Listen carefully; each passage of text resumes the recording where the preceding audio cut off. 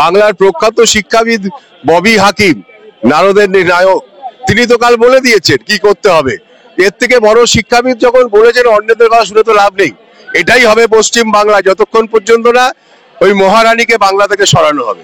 এ তো দেখেই এসছি আমরা। তৃণমূল কংগ্রেস ক্ষমতায় আসার পর থেকে যারাই বিরোধিতা করেছে, প্রত্যেকেরই বিরুদ্ধে এরকমই এসছে মিথ্যে কেস, এগুলো তৈরি হয়েছে। সুতরাং সে জিনিস হচ্ছে, বাংলায় আন্দোলন করতে হবে, বাংলাকে বাঁচাতে গেলে আন্দোলনও করতে হবে, কেসও খেতে হবে, কোর্ট থেকে সেটা বুঝেও নিতে হবে, সবটাই চলবে। সব থেকে বড় নাটক তো তিনি করেছিলেন, ওই টাকা আমি নেই না বা আমার লোকেরা নেয়, এত কম টাকা হাতে নেই না বলে তিনি তো নাটক করেছিলেন।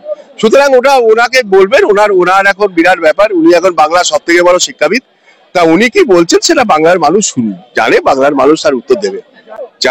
যারা বিধানসভা ভাঙচুর করেছিল তারা এখন গণতন্ত্রের কথা বলছে, তারা অন্য মানুষকে খারাপ কথা বলছে। এগুলো বাংলার মানুষ শুনছে, বাংলার মানুষ এগুলো দেখছে।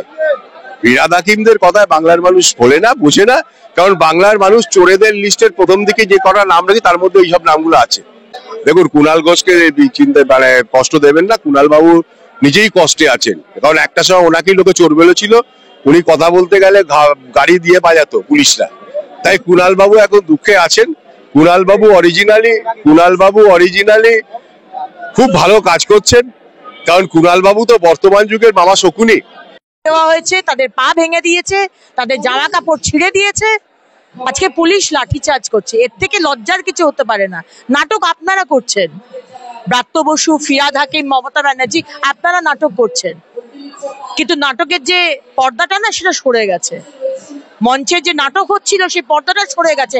আসল যে নোংরা যে মুখগুলো, সেগুলো বাংলার মানুষ এবার চিনে গেছে। আর তার বদলা আর প্রতিবাদ আর প্রতিশোধ এই 26-এর ইলেকশনে বাংলার মানুষই দেবে। মমতা ব্যানার্জি কফিনের শেষ পেরেক পুঁতে দিয়েছেন। আজকে যোগ্য অযোগ্যদের তালিকাকে বের না করে উনি বারবার প্রমাণ করার চেষ্টা করেছেন উনি অযোগ্যদের পাশে। অযোগ্যদের তালিকা যদি বেরিয়ে যায়, তাহলে লক্ষ লক্ষ টাকার যে ঘুষ ওনার পার্টি নিয়েছে সেগুলো তো এক্সপোজ হয়ে যাবে। তাই জন্য উনি প্রথম দিন থেকে তাদেরকে আড়াল করার চেষ্টা করেছেন। আর যার ভুক্তভোগী হচ্ছে আমাদের যোগ্য শিক্ষক শিক্ষিকা। আর তারা 7 ঘন্টা ওয়েট করেছিল, সেদিনকে 7 ঘন্টা ওয়েট করেছিল মুখ্যমন্ত্রী আসবেন, ব্রাত্য বসু আসবেন, আমরা কথা বলবো, কিন্তু ওনারা আসেননি।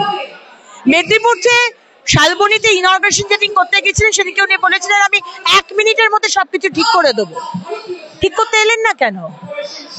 আজকে 7 ঘন্টা আপনাকে সময় দেওয়া হয়েছিল, আপনি আসেননি, কারণ আপনি এই সমস্যার সমাধান করতে চান না।